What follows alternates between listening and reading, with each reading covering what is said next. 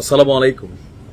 খুবই বড় ধরনের একটা দুঃসংবাদ, আর এমনকি আমি এটাকে কোনোভাবেই হালকা নিচ্ছি না।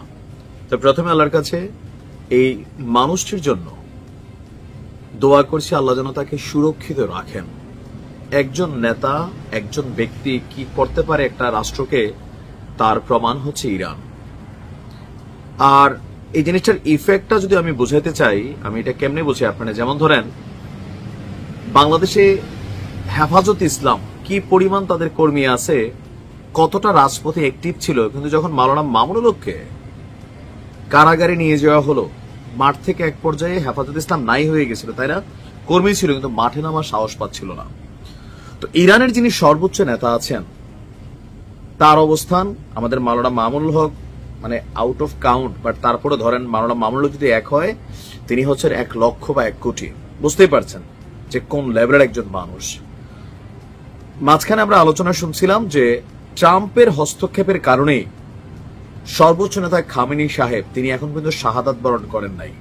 ইসরায়েলের টার্গেট ছিল যে খামেনিকেও শেষ করে দিবে, কিন্তু ট্রাম্প বলছিল এটাতে যুদ্ধ বেড়ে যাবে। গেল 3 থেকে 4 দিন ইরানের অনমনীয় অবস্থান, কন্টিনিউ যে হামলা অভিযান ইরান পরিচালনা করছে, দিন শেষে নেতানিয়াহু যে ঘোষণা দিয়েছে এবং তারা যা কইরা দেখাইছে, সবগুলা প্রধান কিন্তু শেষ, দ্বিতীয় ধাপের অনেক নেতাও কিন্তু শেষ। তো সেইখানে ইরানের প্রেসিডেন্ট অথবা আপনার খামেনি সাহেবকে ইসরায়েল চাইলেই, আমার ধারণা আজকে বললে আজকে তো পারবে না, বাট টুডে টুমরো এরা খায় ফেলবে। দেখেন কি বক্তব্য দিছে ইরানের সুপ্রিম নেতা, খামেনিকে শেষ করার ইঙ্গিত দিয়েছেন ইসরায়েলের প্রধানমন্ত্রী নেহু। এক সাক্ষাৎকারে তার বক্তব্য হচ্ছে, খামেনিকে শেষ করলে যুদ্ধ বাড়বে না, বরং যুদ্ধ শেষ হবে।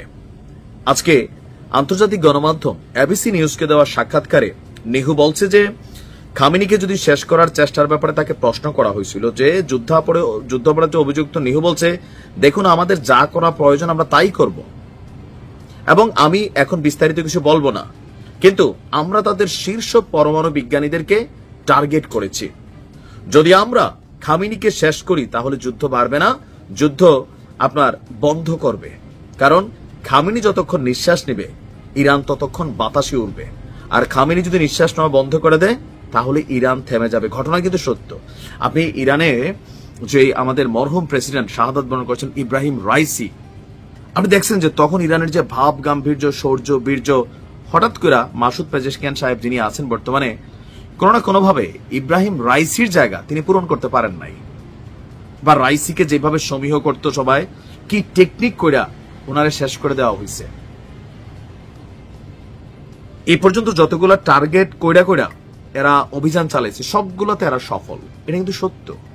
এমনকি বইলা কইয়া অভিযান চালাচ্ছে, এবং কি অভিযানকে ঠেকানো যাচ্ছে না। তো সেই ক্ষেত্রে প্রধান নেতাকে নিয়ে বা সুপ্রিম লিডারকে নিয়ে নেতানিয়াহুর এই বক্তব্যকে হালকা নেওয়ার সুযোগ নেই। এখন আমার মনে হয়, ইরান অফকোর্স এগুলোতে কনসার্ন রাখতেছে, আমাদের কথা তো ইরানের কানে যাবে না, বাট ইরানের উচিত খামেনি সাহেবকে দুর্ভেদ্য যে পরমাণু হামলা হলেও যে বাংকারগুলো ক্ষতিগ্রস্ত হবে না, এমন বাংকারে রাখা উচিত। কারণ আপনারা দেখেন যে নর্মাল বাংকার আর যে ভূগর্ভস্থ বাংকার পার্থক্য আছে। নর্মাল বাংকারকে গুড়ানোর জন্য আমেরিকার কাছে বোমা আছে।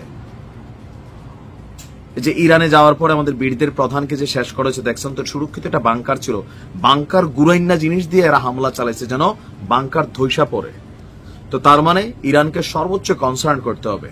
তবে আমরা এতটুকু বিশ্বাস করি, আল্লাহ যেদিন খামেনি সাহেবের মৃত্যু রাখছেন সেদিন হবে, বাট সচেতন থাকা জরুরি। আল্লাহ হেফাজত করুক। আসসালামু আলাইকুম।